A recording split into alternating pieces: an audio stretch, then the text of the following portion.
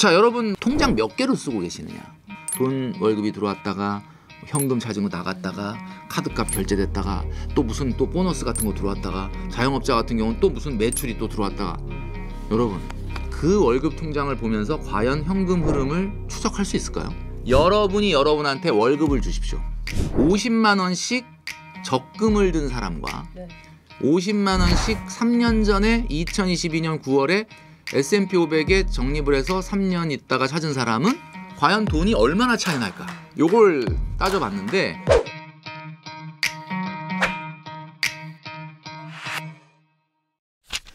요즘에 자영업자, 뭐 성공한 직장인 뭐 가릴 것 없이 가난해지고 있는 사람이 늘어나고 있다는데 그 이유가 일단 왜 그럴까요? 이제 사실은 우리가 경제에서 얘기하는 한계 소비 성향이라는 게 감소한다는 게 있거든요. 이게 많이 벌면 더 많이 남는다. 이런 게 이제 쉽게 얘기하면 한계 소비 성향 감소가 300만 원 벌던 사람이 10% 소득 올라가는 거와 3천만 원 벌던 사람이 10% 소득 올라가는 거는 3천만 원 벌던 사람이 10% 올라간 건 못 쓴다.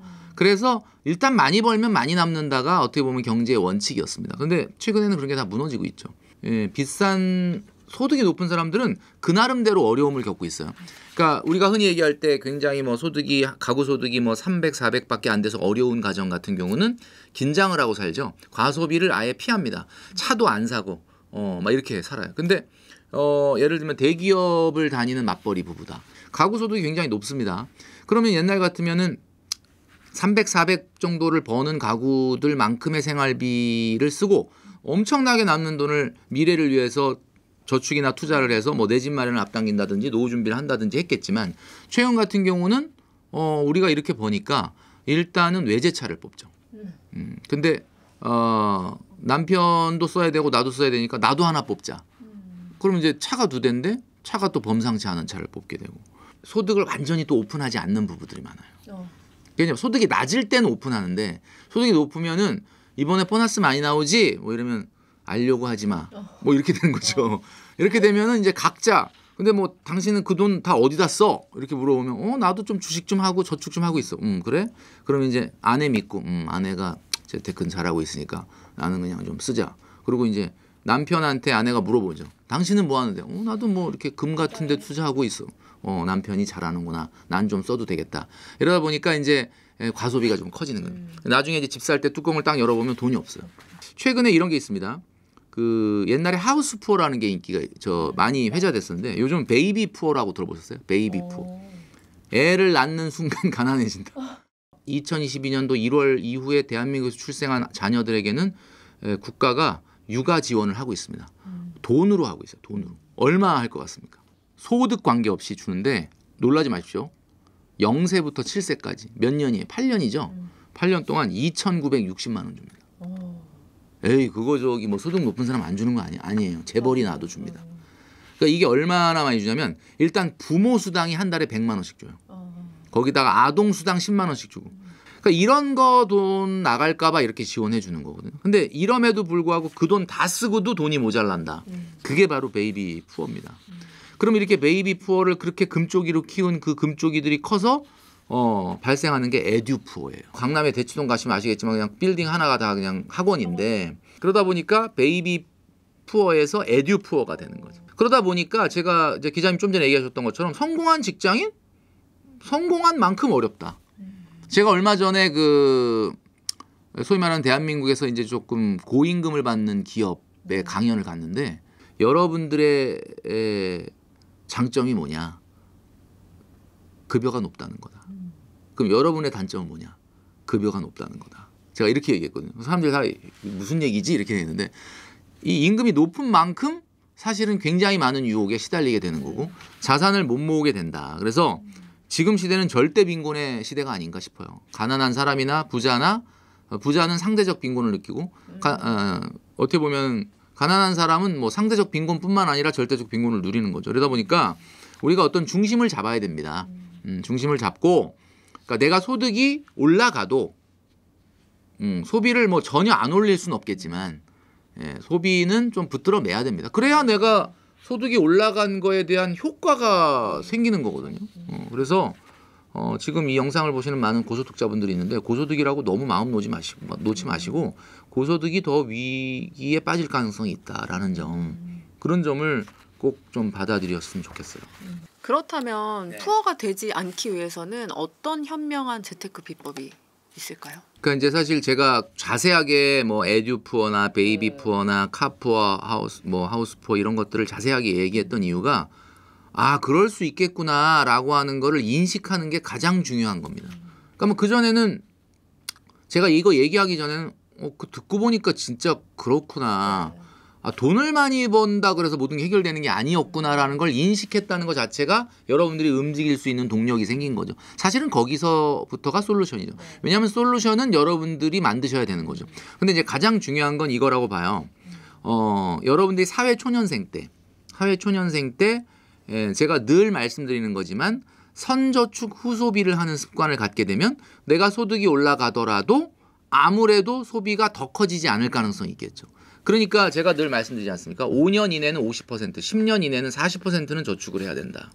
제가 퍼센트를 정확하게 얘기하는 이유는 물론 개인 상황에 따라서 조금 다르기 때문에 이게 적용이 안 될 수 있는 분도 있지만 어떤 확실한 가이드라인을 드리기 위해서 그래요. 여러분 만약에 사회 초년생인데 내가 직장 생활하고 경제활동한 지 5년이 안 됐다. 50%는 내 돈이 아니다. 이게 돼야 됩니다. 10년이 안 됐다. 40%는 내 돈이 아니다. 우리가 지하철 탈 때 보면 요즘 스크린 도어라고 다 있어요. 안전하죠. 근데도 불구하고 노란색 1m 뒤로 물러나라고 방송 나와요. 그럼 어쩔 때는 노란색에 서 있으면 내가 큰일 나나? 노란색 아니 뭐 스크린 도어도 있는데 굳이 뭐 노란색 뒤로 물러날 이유가 있나? 자, 그러나 그럼에도 불구하고 이 확실한 가이드가 필요한 거예요. 그러니까 여러분 소득이 앞으로 굉장히 많이 올라가실 겁니다. 그렇다면은 올라가기 전에 내 소득의 50에서 40% 정도를 저축하겠다, 투자하겠다.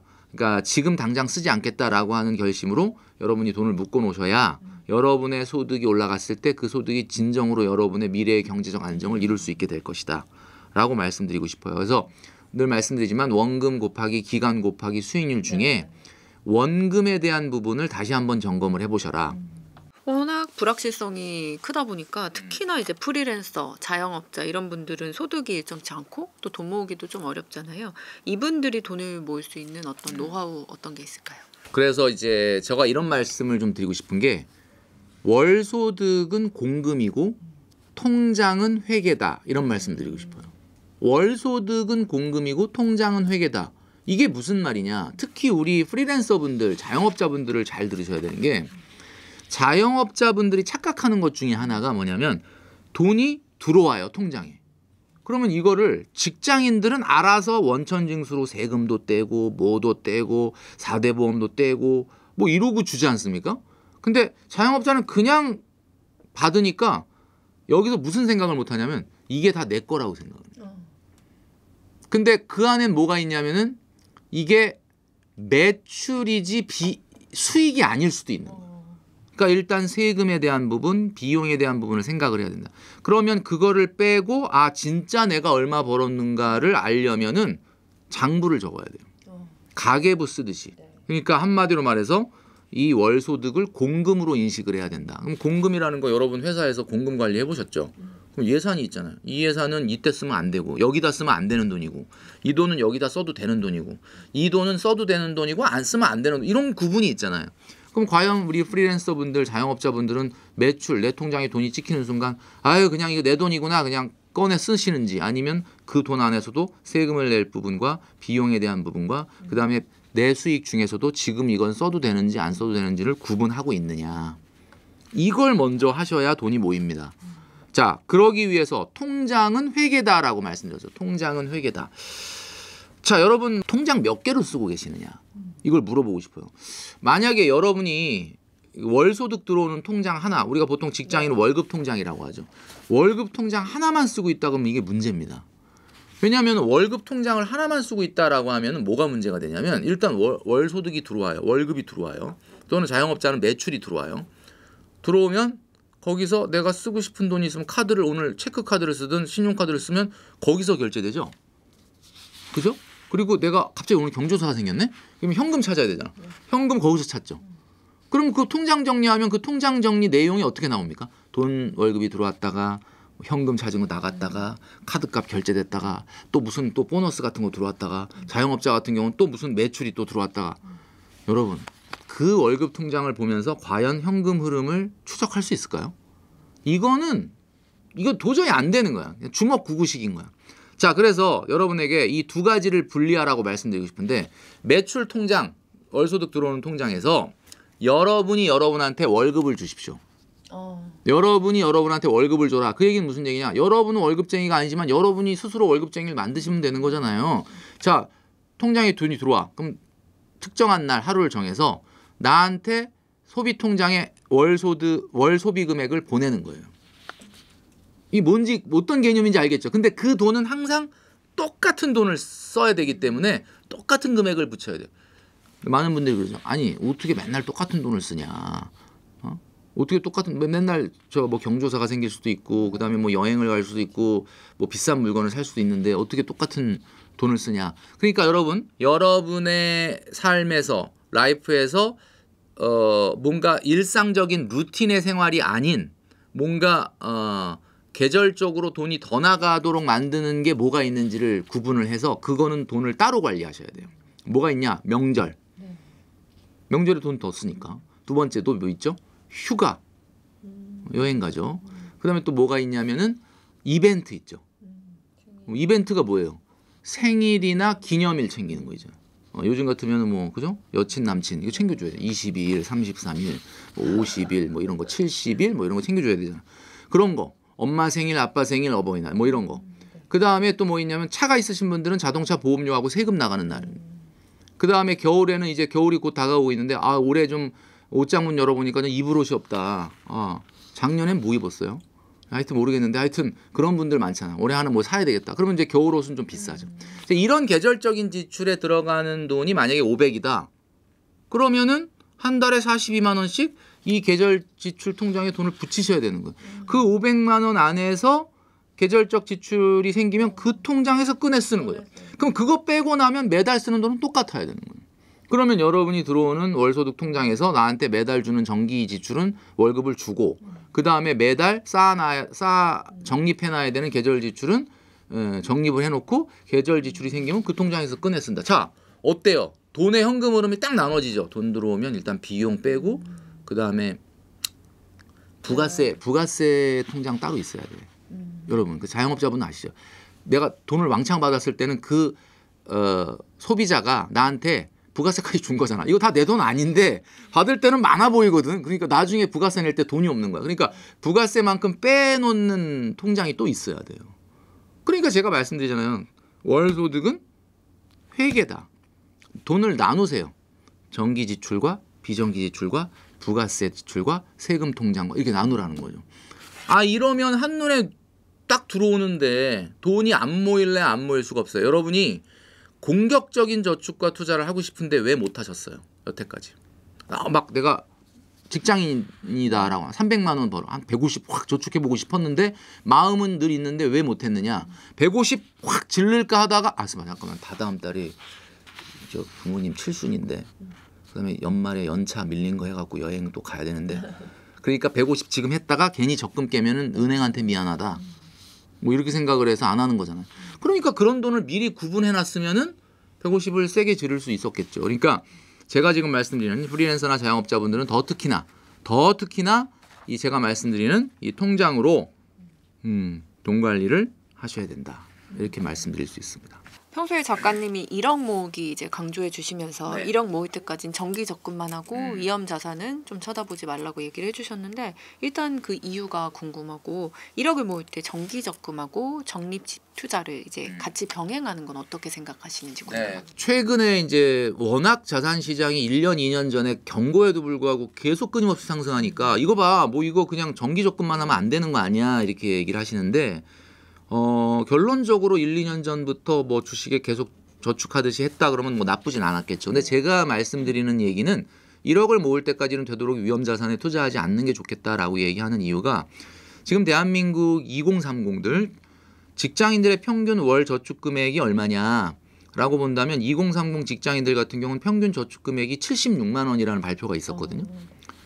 그 76만. 물론 이게 평균이라는 게 좀 의미는 없을 수는 있는데 2030들이 저축을 막 200, 300만 원씩 한다면 당연히 지금 같은 시장에서는 정기 적금만 해서는 안 되겠죠. 그러나 일반적으로 1억 모으기를 하는 대부분의 이 직장인들 같은 경우는 저축 금액이 100만 원대 초반이에요. 그리고 아주 사회초년생들은 100만 원도 저축을 못하는 분들도 많아요. 제가 한번 따져봤는데 S&P 500이 지난 3년간 얼마나 올랐느냐. 2022년 9월 달부터 올해 9월까지 3년 동안을 수익률을 따져보니까 80.1% 올랐습니다. 80.1%. 이거 딱 이 얘기 들으면 그냥 숨이 확 막히시죠. 나는 지금 공무원 공제에 3.5%짜리 적금하고 있는데 3년 동안 80.1% 올랐다고 하니까. 근데 이 80.1%를 먹은 사람이 있을 거냐? 라고 봤을 땐 대부분의 우리 2030 직장인들은 일시금으로 투자라는 게 아니라 매달 50만 원, 60만 원, 70만 원 이렇게 적립식으로 투자를 하지 않습니까? 그러니까 결국 80.1%를 먹은 사람은 없다. 왜냐하면 80.1%를 먹으려면 2022년 9월 달에 모든 투자할 돈을 S&P 500에 넣고 그 다음에 3년 동안 단 한 번도 안 찾아야 나오는 수익률이 80.1이거든요. 80.1% 먹은 사람도 있긴 있죠. 어떤 사람이냐면 2022년 9월에 아주 큰 돈을 S&P 500에 넣고 그 다음날 뭐 구속됐다. 뭐 감옥을 갔다. 뭐 이러면 그죠. 그러면 그러지 않고서는 이게 사실 쉽지는 않은 수익률이에요. 그러면 내가 계산을 해봤습니다. 제가 계산해봤는데 50만 원씩 적금을 든 사람과 50만 원씩 3년 전에 2022년 9월에 S&P 500에 적립을 해서 3년 있다가 찾은 사람은 과연 돈이 얼마나 차이 날까? 요걸 따져봤는데 일반 ISA 계좌에 신탁형 저축을 한 사람과 S&P 500에 50만 원 저축한 사람의 차이가 꽤 컸습니다. 한 510만 원 정도 나요. 원금이 얼마가 들어가냐면 50만 원씩 3년을 내면 1,800만 원이 들어가는데 수익 원금과 수익금액 합쳐서 적금에 비해서 510만 원이 더 나오더라. 워낙 뭐 80.1% 수익률이 높았으니까. 근데 그 50만 원을 그냥 일반 정기 적금이 아닌데 대부분 청년들 같은 경우는 청년 도약 계좌 있을 수 있잖아요. 올해는 아니지만 이제 내년에 나온다는 뭐 이재명 정부의 청년 미래 적금도 있고 뭐 이런 어떤 정책금융 저축에다가 만약에 했다 그러면 얼마 차이 나느냐? 180만 원밖에 차이가 안 납니다. 그러니까 50만 원 정도를 저축을 하는 사람, 그러니까 청년 도약 계좌 같은 정책 저축에 저축을 하는 사람과 지난 그 판타스틱한 수익률의 3년 동안에 S&P 500을 50만 원 산 사람의 차이는 고작 1년에 60만 원 차이. 그럼 결국은 한 달에 그냥 5만 원 차이. 그러면 그냥 5만 원 차이든 60만 원 차이든 차이는 나니까 그래도 S&P 500에다 하는 게 좋지 않겠냐 이렇게 얘기하실 수는 있겠지만 그건 결과론적인 거고 앞으로 3년이 또 80.1% 나온다는 보장은 없어요. 그렇기 때문에 제가 봤을 땐 그 구간에서는 5천만 원의 목돈을 모으기 전 구간에서는 굳이 시간과 에너지를 뺏기면서 너무 과도한 위험자산에 투자를 하지 말라 이런 얘기를 하는 거죠. 여전히 유효하다. 지금과 같은 이런 불장의 시장 속에서도 내가 5천을 아직 안 모았어요. 나는 저축을 해도 100만 원 이상 못해요. 라고 한다면 굳이 이렇게 자산시장에 시간과 에너지를 뺏겨가면서 하지 마라.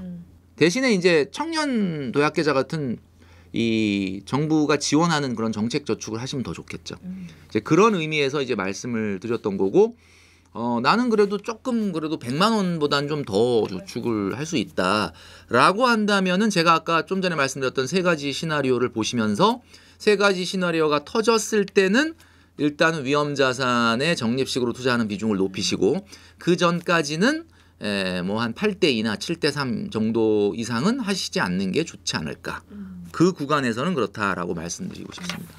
최근에 이제 ISA 계좌를 활용한 자산 운용법이 좀 주목을 받고 있는데 ISA를 포함해서 작가님이 추천하시는 투자 전략 어떤 게 있으실까요? 지금 상황에서는 우리가 이 두 가지의 부류로 나눠질 것 같아요. 아주 일찍부터 미국 주식인 뭐 예를 들면 금 또는 비트코인 지금 우리가 얘기했던 것처럼 이렇게 폭발적으로 자산이 성장하는 자산에 상당히 많은 돈이 들어가 있는 분들이라고 한다면 그분들은 그렇게 크게 걱정할 이유는 없겠죠. 그분들은 갑자기 자산이 폭락하거나 자산시장이 충격을 받을 것에 대해서만 대비를 하시면 될 것 같아요. 그러나 뭐 요즘 everything rally라고 하는데 모든 것이 올라가는 이런 상황 속에서 이 모든 것이 올라가는 모든 것을 다 피해버렸다. 라고 하는 공포감에 있는 분들 같은 경우는 어찌 보면 위기라든지 이런 자산시장의 조정 국면이 생긴다면 그게 기회가 될 수 있다고 말씀드렸는데 그 기회 때도 우리가 해야 되는 것은 상당히 어떻게 보면 원칙이 있습니다. 첫 번째 적립식으로 해야 된다는 거예요. 적립식. 왜냐? 자, 나스닥이 제가 말씀드린 대로 갑자기 막 5%가 하락을 하고 앞으로 어떻게 될지 모른다. 공포감에 그렇다고 여러분들 가지고 있는 모든 재산을 나스닥에 넣을 수 있습니까? 그렇게 하기는 어렵거든요. 그러니까 일단 적립식으로 해야 된다. 그다음에 두 번째는 뭐냐? 좀 전에 얘기했던 것처럼 ETF로 해라. 언제 그걸 종목을 고르고 있느냐. 제가 강연을 한번 가서 2022년도에 미국 주식 사신 분하고 손들어 보라 했더니 몇몇 분이 들더라고요. 그래서 야 축하드립니다. 2022년도가 미국 주식의 가장 저점이었는데 2022년도에 주식을 사셨는데 그 주식 아직도 안 팔고 계신다 그러면 엄청나게 많은 자산 성장이 있었겠네요. 그랬는데 의외의 대답이 마이너스래요. 그래서 아니 2022년도에 미국 주식 샀는데 어떻게 마이너스가 나지? 그랬는데 이분이 무슨 S&P 500이나 나스닥을 산 게 아니라 어떤 특정 이상한 종목을 산 거예요. 그러니까 이건 무슨 얘기냐. 여러분들이 종목 발굴을 위해서 고민하고 공부하고 한다고 해서 사실은 그것이 여러분들의 수익으로 이어지지 않는다. ETF를 사라라는 거죠. 그러니까 제가 말씀드렸죠. 적립식으로 사라, ETF로 사라. 그다음에 세 번째 원칙은 뭐냐면 분산 투자를 해야 된다라는 거거든요. 분산 투자라고 하는 것은 최소한 3년은 투자를 하셔야 됩니다. 제가 지금 이렇게 말씀드렸잖아요. 오늘 시나리오 3가지로 말씀을 드렸어요. 시나리오 1은 뭐였냐면 실업률 폭발, 시나리오 2는 인플레이션 폭발, 시나리오 3은 실업률과 인플레이션 동시 폭발이에요. 이 시나리오를 얘기했는데 딱 적어놓고 해야지라고 딱 마음 먹었는데 딱 이런 일이 터지면 생각보다 오래 투자를 못합니다. 근데 어떤 일이 일어나더라도 3년 정도는 하겠다라고 하는 생각을 하셔야 여러분들이 시장에서의 우리가 흔히 얘기하는 체계적 위험을 피할 수 있다. 요 3가지를 말씀드릴 수 있고 가장 중요한 건 맨 마지막 4번째 원칙입니다.